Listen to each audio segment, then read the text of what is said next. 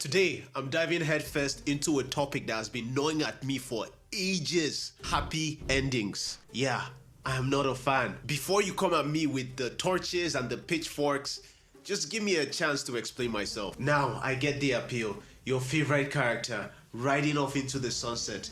A beautiful girl in his arms, a smile plastered across his face as he's overcome all the adversities and trials and tribulations. I get it. It's like a warm blanket after a long, hard day for you. For me, it makes me physically cringe. Here is my perspective. Let me know if you agree or disagree with me in the comment section. And while you're at it, like and subscribe, please. How many times have you chased after something and after you get it, it's not quite what you expected it to be? You know, that job promotion that you work so hard to get, but it turns out it's not all it's cracked up to be. It's not what you expected at all. It's bittersweet. I personally prefer when my books mirror that. For me, I'm reading a book I love and it ends in a happily ever after.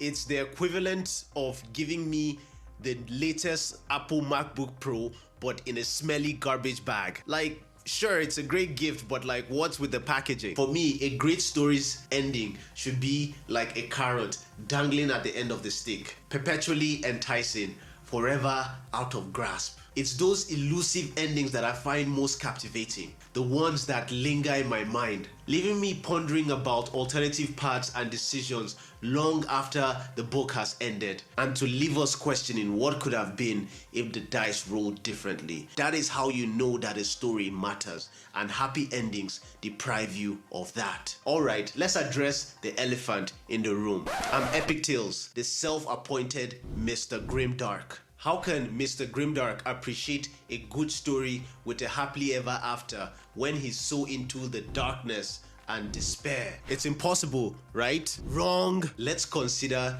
something that might be considered on the other spectrum of Grimdark. So, Grimdark stories at the end of a spectrum and romantic stories at the other end of the spectrum. For instance, Titanic, tragic. People still argue that there was enough space on the plank for Jack to survive till this day. That is one of the things about that story that has kept it alive. The Notebook, tragic. The ultimate chick flick for the past, 20 years. Romeo and Juliet, a classic of all classics.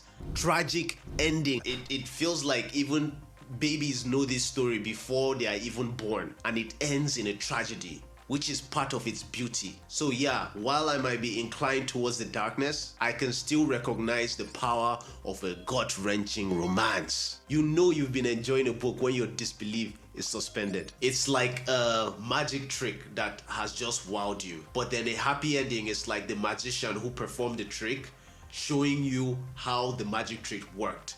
It's lost its essence, it's lost its beauty. All of a sudden, all that disbelief has been unsuspended. In simpler terms, it's like a carefully crafted illusion by a writer who writes for people who believe in the myth or fantasy of closure.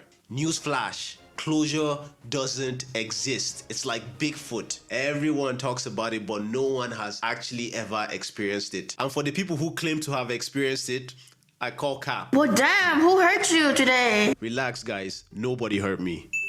Life is a roller coaster full of loops and twists and finally a drop that leaves you breathless and bewildered. So when I stumble across happily ever afters, my soul just disagrees with it. Call it instinct, call it a gut feeling, call it intuition. It just doesn't click. Fiction doesn't have to be rainbows, sunshine, unicorn, puppies, kittens to be escapist. Because I can already hear people saying, but me, I read books for escapism. It's not mutually exclusive. In fact, it's the gritty stories that are grounded in truth that resonate with all of us. Take Game of Thrones, for instance. Sure, there are dragons and epic battles, but at its core, it's a story about power, betrayal, and the messy complexities of human nature. Every twist and turn feels like a punch to the gut, in the best way possible. And let's keep in mind that Game of Thrones provided millions of people a fantasy land to escape in, away from their absurdist lives. So it leaves me wondering, what's the appeal for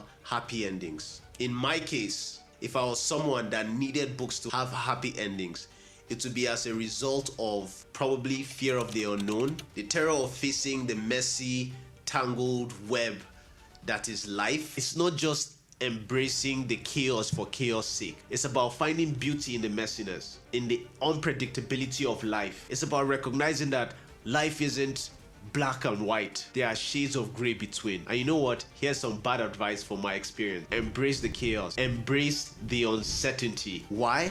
Because that's where the real magic happens. Happy endings represent a denial of life's inherent chaos. Happy endings ignore the messy reality of the human experience. Happy endings offer an untruthful escape from the discomfort of life. Symbolically, it perpetuates the myth of a tidy resolution in a world that is anything but. And just to reiterate, I had a great childhood. If you enjoyed that, I'm pretty sure you're going to enjoy this as well. Don't forget to like, comment, and subscribe. Stay epic and peace.